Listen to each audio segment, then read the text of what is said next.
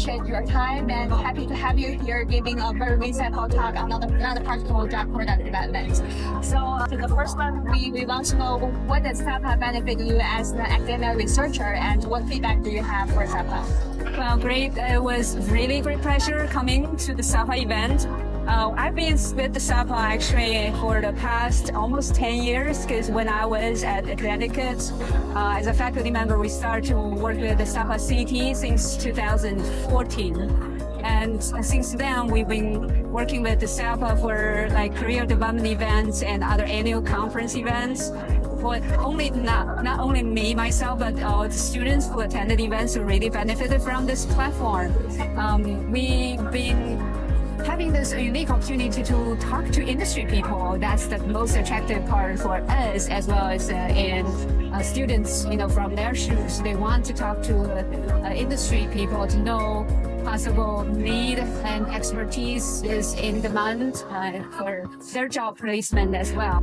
This is the second time I come to the whole session, the headquarters SAPA event. That's a really fascinating event because all the talks from high leader, opinion leaders, as well as from technical part and from CMC perspective and career development, all the topics are very relevant to anyone. Whoever who is doing anything could come just to get something out of it. So from academia perspective, I would say we would love to hear more voices from industry because we can't just stay in the lab and do our research without knowing the end users and or the possibility of get our technology to be applied in industry or get to a product opportunity. Yeah. Thank you very much. That's a really, really good answer, and I think it's inspiring for us as well, encouraging us as SAPA organizers. We want to build more such connections between academia and industry. So, what do you see as you envision as the next promising field or technology from academia, from research perspective, that industry professionals should look into more, start learning, and then help support the academic research, bring it into industry? Great, yeah. So this evolving area, it's really changing every day. You see that in the past years, you wouldn't imagine there's so many modalities coming out, and now we all talk about just using a little, it's like a database, and then you can project and predict. Don't need to do animal studies. FDA allows without doing animal studies, you can apply, so that is already a big move. We want to get all the innovations, explore that. But the other side would want to say we have to step on our land, and we can't fly without having a good foundation. And the other side of the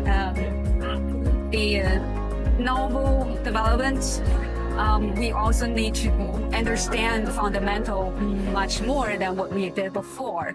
So we sometimes brought in called the new prior knowledge.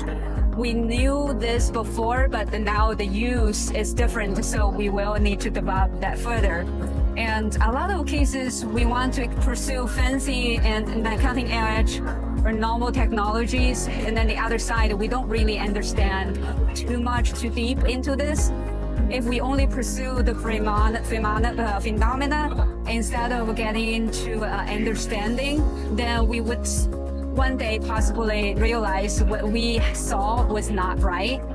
So my suggestion industry is to have a great collaboration between academia and industry so that we are able to connect the application with the fundamental understanding and also really utilize our deep, thorough study to get a quality product, reliable, repeatable results for the future.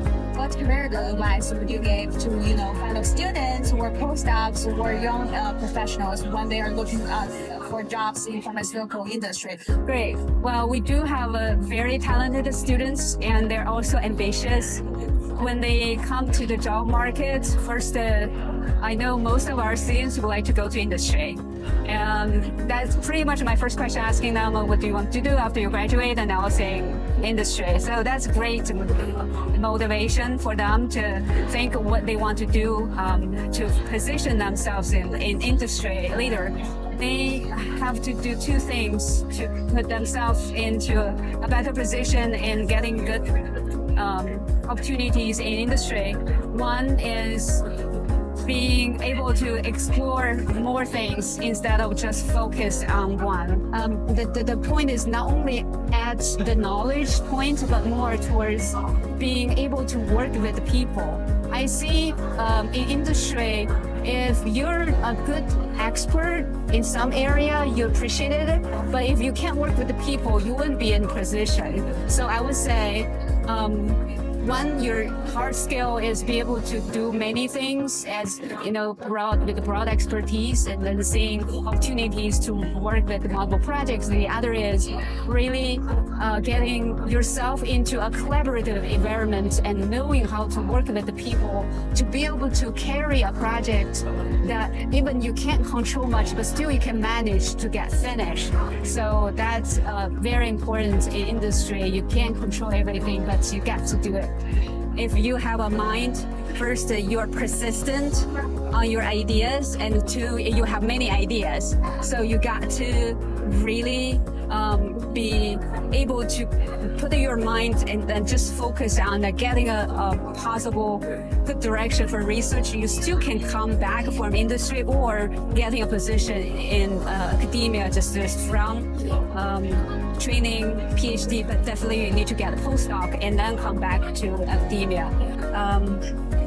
Dedicated, not getting a lot of distractions. So if you want to focus on science, and you also need to do good teaching jobs, and then you also want to do service, but the science aspect, you're able to carry that. Even there's so many failures, you can find a way to get that to a success. That's a need for academic people to be able to be successful at their position. So just first to look at yourself to see what you are, who you are, and then you can find a best path for you to pursue. That's my advice. Let's thank her for her time again, and we really value such leaders like Dr. Lu here to provide us her insights and share not only the scientific opinions, but also wisdom of life. So again, I really appreciate your time being here, and we welcome you to come back again and again. Thank you so much. Pleasure to be here. Thank you for the invitation. Thank you. Thanks.